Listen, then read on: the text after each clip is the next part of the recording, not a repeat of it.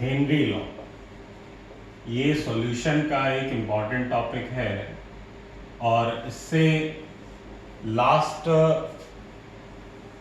5 years में एक दो क्वेश्चन आ चुके हैं जेईई एडवांस में। ठीक, तो बेसिकली हेनरी लॉ है क्या?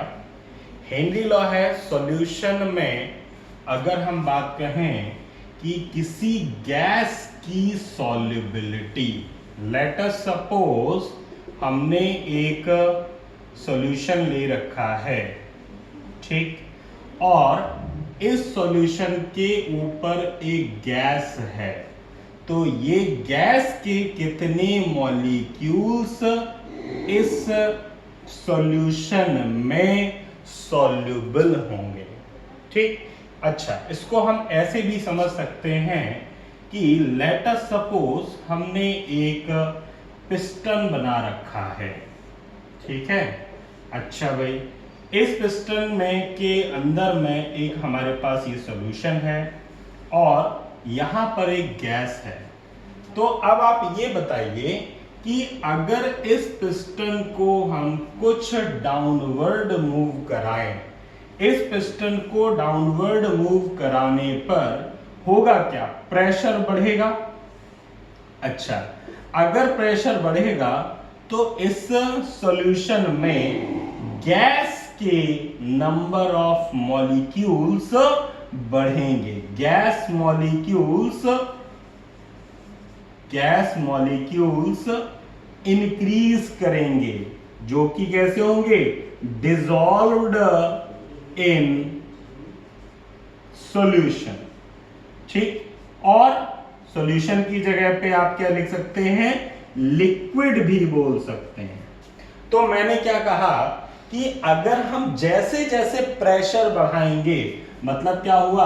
प्रेशर बढ़ाओगे तो जो गैस मॉलिक्यूल्स हैं वो लिक्विफाई होंगे और लिक्विफाई होने के बाद ये इस सॉल्यूशन में और प्योर सॉल्वेंट में और इन द सॉल्वेंट, ठीक है, तो वहां पर हम क्या कह देंगे?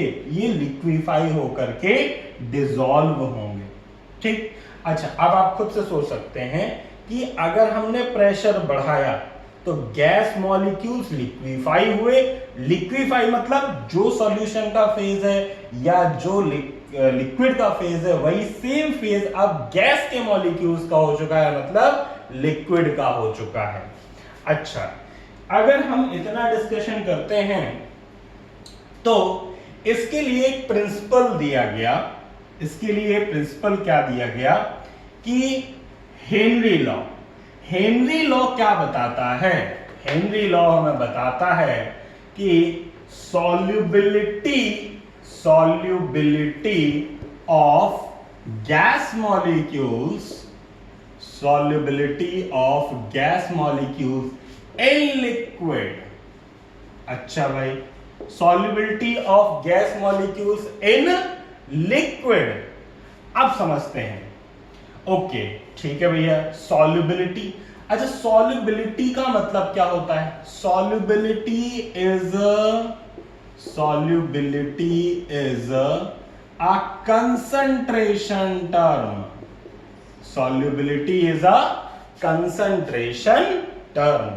अच्छा भाई, अगर सॉल्युबिलिटी एक कंसंट्रेशन टर्म है तो हेनरी ने, सॉल्युबिलिटी अगर एक कंसंट्रेशन टर्म है तो हेनरी ने डिफाइन किया अपना concentration term as a mole fraction. मतलब क्या हुआ? हेनरी जो था इसने डिफाइन किया, Henry took concentration term as a mole fraction। समझ में आई बात? अच्छा भैया, अब क्या होगा?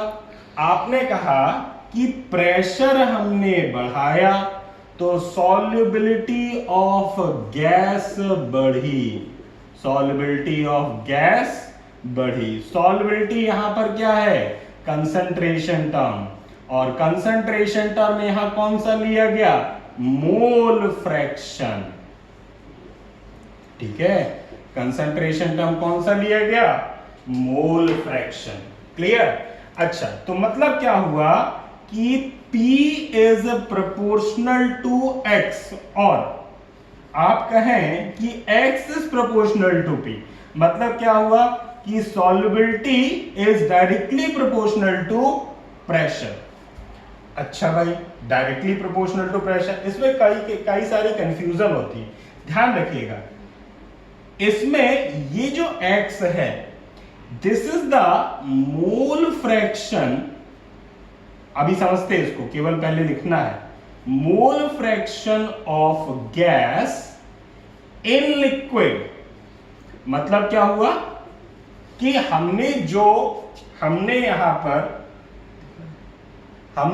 पर जो भी गैस ली थी, ये डिसॉल्व होकर लिक्विफाई हुई।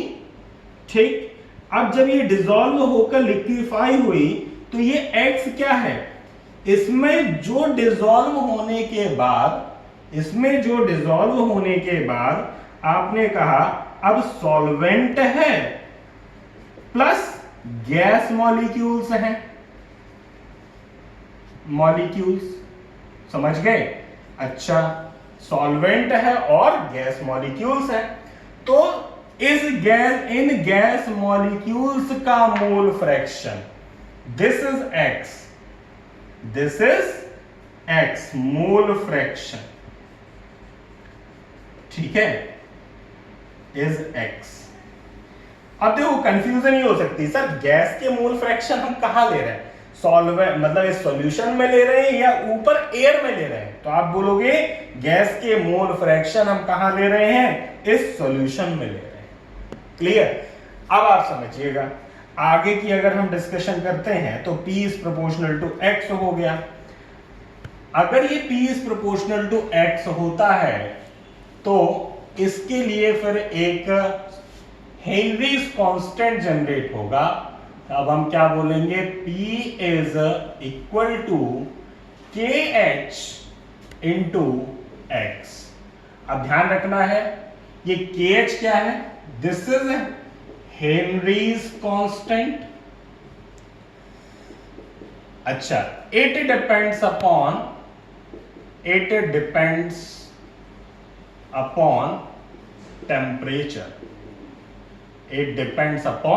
टेम्परेचर, जो ये हेनरीज कांस्टेंट है ये टेम्परेचर पर डिपेंड करता है, ठीक है। अच्छा, अब इसमें ये क्या था, this is the partial pressure of gas in air, या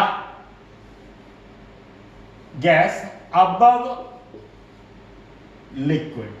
मतलब क्या हुआ, देखो ये बड़ा अजीब सा हो गया, ये है मोल फ्रैक्शन इन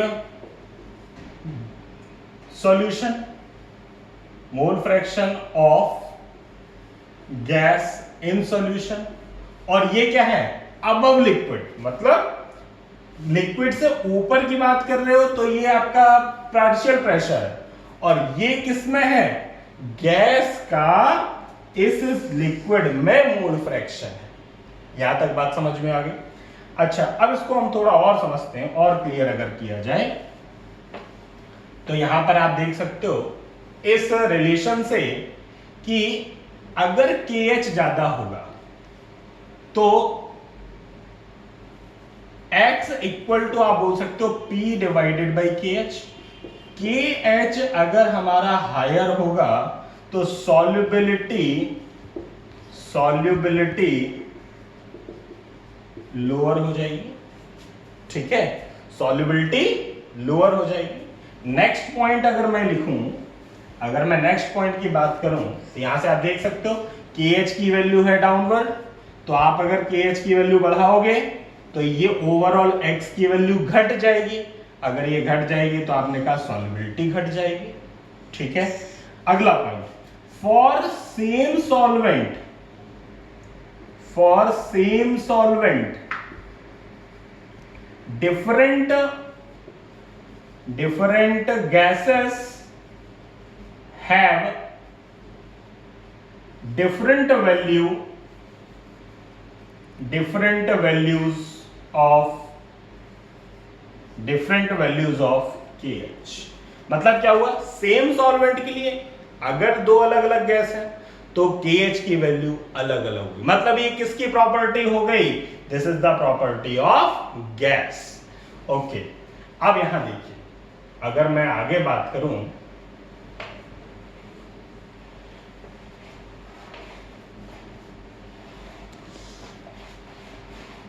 अगर मैं आगे डिस्कशन करता हूं तो मैं अगर ऐसे बोलूं कि लेट अस सपोज आपके पास ये एक कंटेनर है और इस कंटेनर में एक गैस A है, gas A plus gas B, ठीक, और ये हमारे पास लिक्विड है।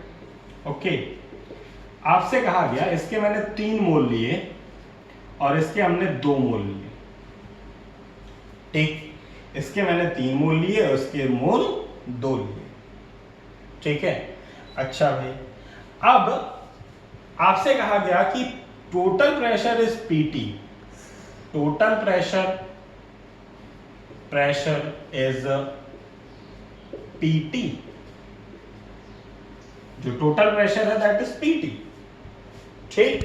अच्छा, तो अब आपको बोला जा रहा है कि इस गैस A का हेनरीज कांस्टेंट है KHA और गैस B का हेनरीज कांस्टेंट है KHB, Henry's constant for gas B। Okay, तो find the solubility of gas A। अब समझिए, आपने कहा कि ऊपर में जितना ज्यादा पार्शियल प्रेशर होगा, जितना ज्यादा पार्शियल प्रेशर होगा गैस A या गैस B का, उतना ज्यादा वो गैस लिक्विड में डिसॉल्व होगी। यही तो हम लोगों ने डिस्कशन किया, जैसे जैसे प्रेशर बढ़ाओगे उतना गैस ज्यादा डिसॉल्व हो जाएगी। क्लियर? अब तुमने कहा कि सर हम कैसे डिस्कशन करें कि कौन सा वाला ज्यादा डिसॉल्व होगा, तो आप कहोगे कि हमारा मेन काम होगा पार्शियल प्रेशर ऑफ ए निकालना। तो पार्शियल प्रेशर ऑफ के ए कैसे जानते हो, डाल्टन्स लॉ आप जानते हो कि mole fraction of A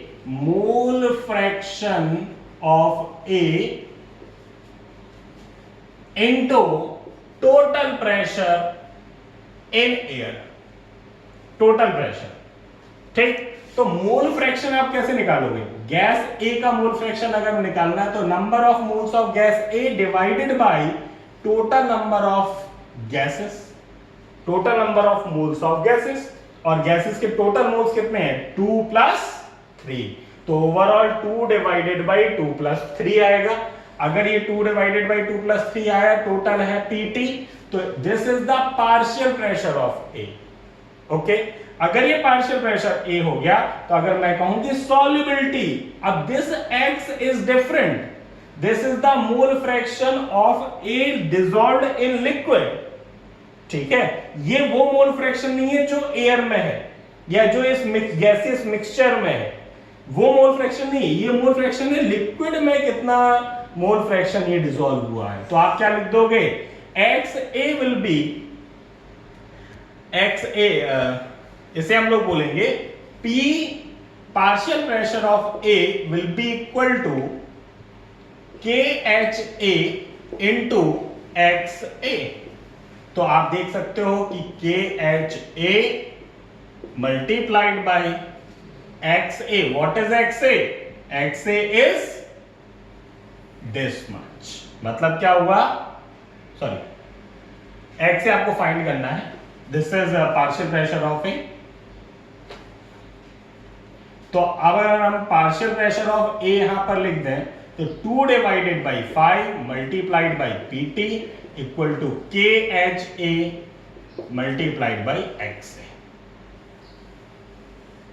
okay, तो ओवरऑल फाइनली आपके पास सॉल्युबिलिटी ऑफ ए आ गई, that will be equal to 2/5 pt, 2/5 pt divided by KHA. This will be XA. Okay, so this is all Henry's law.